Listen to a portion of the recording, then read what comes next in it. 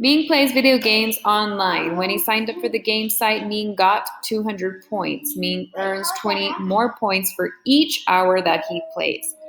How many hours does Ming have to play to get 500 points?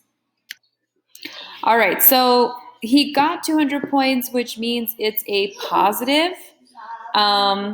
So plus the 200.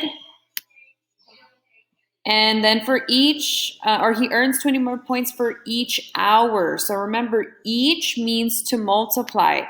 So 20x.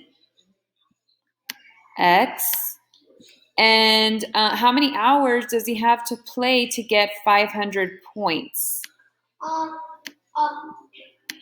So it's equal to 500.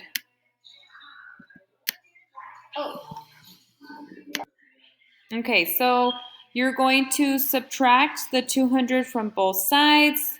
Then you'll get 20x is equal to 300. Divide both sides by 20 to get your answer.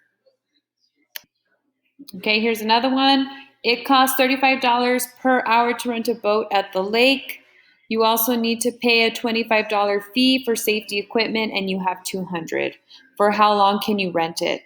So you know that your cost cannot pass the 200, so that's what it has to be equal to. So the 200 is going to be equal to, well, you have to pay $35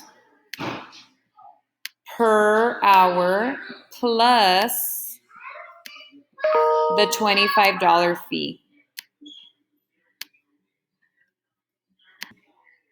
Okay, so just like we did in the previous problem, we would get rid of that plus 25 by subtracting on both ends, leaving you with 175. So 175 is equal to the 35x, which means you have to divide both sides by 35 in order to get your answer. Okay, so for these types of problems, just pay attention to the equation. We notice that our 3x is a positive, and that we're going to be adding 4 to get 19. So Penny is selling candles for $3 each at a fundraiser. That does make sense. If she starts selling with $4 to help make change, how many candles X will she have to sell to end up with $19?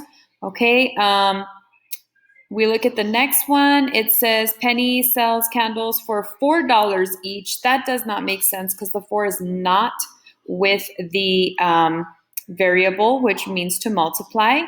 And then Penny has already sold 3 candles. If she is selling with $4 to help make change, what is the price of each candle if she ends up with 19? So let's see.